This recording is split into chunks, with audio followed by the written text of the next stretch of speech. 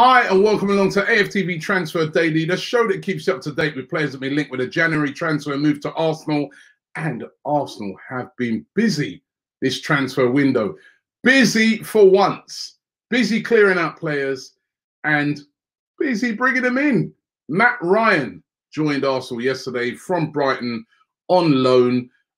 We did the big welcome video for it yesterday. And I'm telling you, this is a very, very shrewd signing by Arsenal. Still only 28, Matt Ryan. I thought he was older than that, but still only 28, and a very, very good goalkeeper. Premier League ready, will be able to come straight in, and yeah, that's a fine signing. I noted yesterday it was a lot of very upset Brighton fans saying that, you know, why have we let Matt Ryan go? If he's good enough for Arsenal, you know, how's he not good enough for us? But I think as a sort of stopgap signing from now till the end of the season, I think it's a great bit of business by Arsenal. And that is a very, very sensible loan deal. It is a lot of loan deals that are getting done at the moment. It is the nature of the market. And of course, Mikel Arteta was saying that he's also looking at a left back. Kieran Tierney is our only left back now, with Kolasinac having departed on loan till the end of the season. So if he gets injured, we've got problems again. You can put Saka in there. You can play Ainsley Maitland-Niles there. You can even play Cedric there. But none of them are real left backs. So also looking at possibly getting in a left back on loan again from now till the end of the season. Ryan Bertrand of Southampton has been identified as a possible target. Ryan Bertrand is 31 now. I didn't realise he was that old, because he burst on the scene very young at Chelsea. He's had a good career. He's still playing very well. He's been having a great season for Southampton. But he is now 31, and he's only got 6 months left on his current deal at Southampton, which runs out in the summer. They haven't renewed it yet. And, you know, I think there's a bit of a battle over wages. He's looking for a little bit more wages to sign on long term. And Arsenal have identified Ryan Bertrand as a possible short-term target. Now, Southampton as well are in a bit of financial trouble at the moment. I saw the other day where, you know, there was a lot of scrutiny going over, you know, their financials at the moment, which seem to be a little bit perilous. And they may be willing to let him go. They don't want to let him go. The manager won't want to let him go. He's a very experienced player. But they may want to let him go rather than walking away for nothing in the summer. Now, could Arsenal get this one done on a short-term contract or possibly a loan? Might be difficult, but it's going to be an interesting one to watch to see if it could possibly happen before the end of the transfer window, which shuts on the 1st of this month. And on that, don't forget, Snickers Protein, who are sponsoring all of our AFTV transfer dailies at the moment. They're going to be with Ball Street doing a big transfer deadline day. I'm going to be appearing on that, so make sure you check that one out. And also, don't forget to use the fan line. Use #fanline, and you can get your comments read out on the show. Another left back we're looking at, Tyrek Mitchell. Now, the other day when we played Crystal Palace, he had a very, very good game. He looked a good player. He did really good. And Arsenal have been linked with a move for him. Now, this is quite surprising because, you know, he's still only a very young player, 21, has broken into the first team and become a first-team regular at Crystal Palace. And as I said, when we played them the other day, he had a very good performance and looks a really good prospect. Now, there's rumours that his contract is coming to an end at the end of the season. Although this is disputed, there are some other sources that say that it does run beyond then.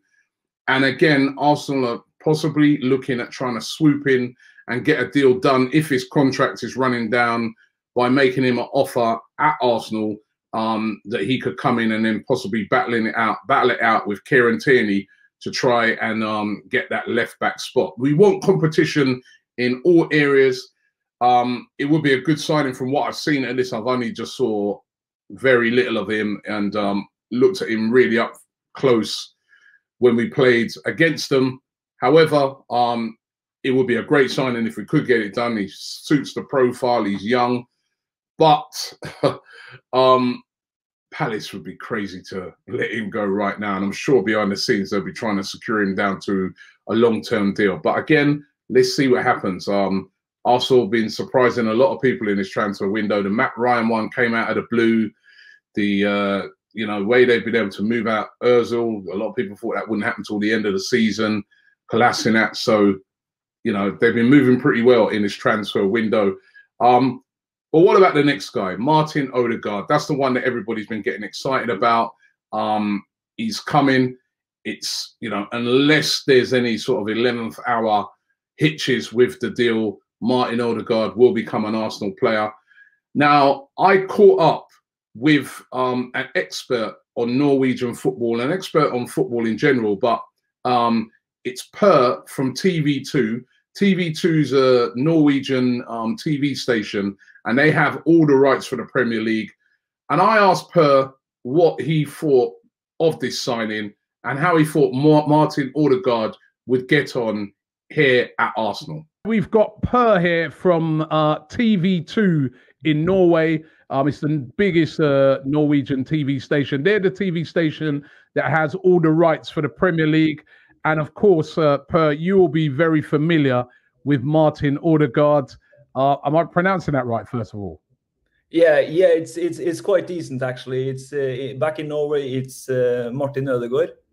So it's but we have this letter, the O with a line over it. So you don't have an English. So that's that. But yeah, we know all about Martin, and we're really excited to see him in the Premier League and what he can do for Arsenal. Yeah, no, it'd be great for you TV2, seeing as you guys show coverage of the Premier League. But tell us about Martin Odegaard, right? He's been like this big, huge name for quite a long time now, and it's really, sometimes you wonder because he's still only 22. But I remember when he first went to Real Madrid, at that time he was only 15, and he was being spoken about as one of the top young players around. Yeah, when he started his career for the Norwegian side, the Strømsgodset, not far away from the Norwegian capital, and he made his debut in the top flight in Norway at the age of 15, being the youngest player ever to play in the Norwegian top league, and everybody has been talking about Odegaard since he was 15 years of age, and he's by far been the biggest talent in Norway, the man everybody talks about, everybody wants a piece of him, and he also made his debut for the Norwegian national team at the age of 15 years and 8 months. Wow. And that's just to tell you a bit about the start of his career, and then he went on to Real Madrid, of course, and the rest is now history, and we will see how it goes. Yeah, why is it that he's never really been able to establish himself at Real Madrid? Because even at Real Madrid, he's had several loans. I think Vitesse Arnhem and Heerenveen, Real Sociedad. He's been out on loan a lot of times. He's not been able to get into that first team at Real Madrid on a regular basis.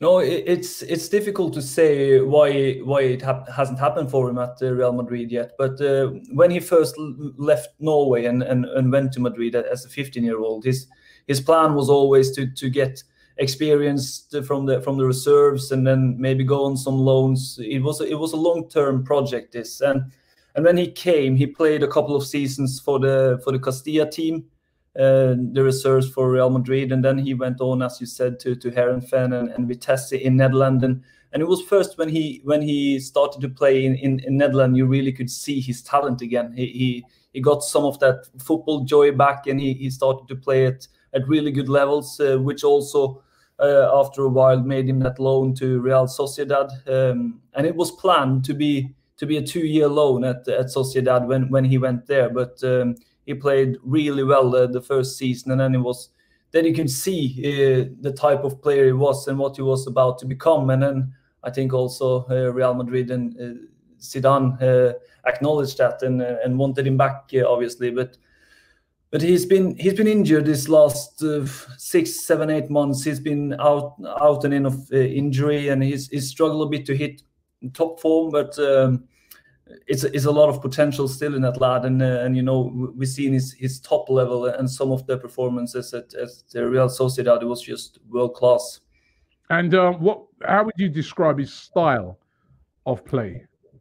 Well, he's a typical number 10. Maybe one of the number 10s that's still left in the game, like in old school number 10. He's creative. He's really good on the ball. He can pass through the defense, and he see things other doesn't see, openings, gaps. He makes passing seem easy, and when he's on form, he can just do the most amazing things, like he did at Real Sociedad. Some of the assists he had there was just out of this world, really. So it's no question that his top level is more than enough for playing for any team in Europe, and also Arsenal. But I think his biggest challenge is to hit top gear week in and week out, and that's what's most exciting for me to see, at least, to see if he can do that. Because if he can, Arsenal will get a great number 10, a bit like Mesut Özil maybe. But he's better off the ball than Özil in the terms of that he works hard for the team. He runs a lot, so I think it's exciting times, and it's exciting. It will be exciting to see him in the Premier League as well. Was you surprised that he chose Arsenal over, because a lot of the talk was he wanted to go back to Real Sociedad, but have you been surprised that he's chosen Arsenal? Yeah, to be honest, I was a bit surprised here, because when Real Sociedad made their interest, I expected him to go there, because he's been there, obviously, and he know how it is, he know how they plays, and he knows he's been successful there earlier. So it's but this shows that he's not interested in staying in his comfort zone. He wants to develop. He wants to take new steps, and coming to a new league, a more what you say, stronger league, and it's maybe harder as well than La Liga. It's something that can help him develop, and it also shows that he's a man that he takes chances, and that's I think that's cool. So I was a bit surprised, but if it's one team in England, I think fits Martin Ødegaard, it's Arsenal. Definitely. And are you guys over in Norway? Are you excited? Are you excited for him to be coming to Arsenal? You know, in Norway, we've been excited about Martin Ødegaard for the last 7-8 years. He's by far one of the biggest names in Norway, and the one everybody talks about. And getting him into the Premier League, which is by far the most exciting league for Norwegian people, and it's just huge for us. And we're really excited, and we hope that he will be a success there. And even though it's just a loan for now, if he does well, and if it's a good fit with Arsenal, it wouldn't surprise me to see him or to see the deal made permanently. Great insight there from Per. Thanks very much to Per for giving us that insight. And the Norwegians are excited, and we're excited here at Arsenal as well to see Odegaard come in. Really looking forward to that. Don't forget, the transfer window closes on the 1st of February, and you'll be able to catch me on the Ball Street channel. They're doing a deadline day special from 7 to 11 that night. I'm going to be making an appearance on that, so make sure you check it out. And also, don't forget to send me in your comments using the hashtag fanline. I'm going to get through quite a few of them tomorrow, so use hashtag fanline, and I could be reading out your comment here on AFTV. Thanks for watching the show today, and I'll be back tomorrow.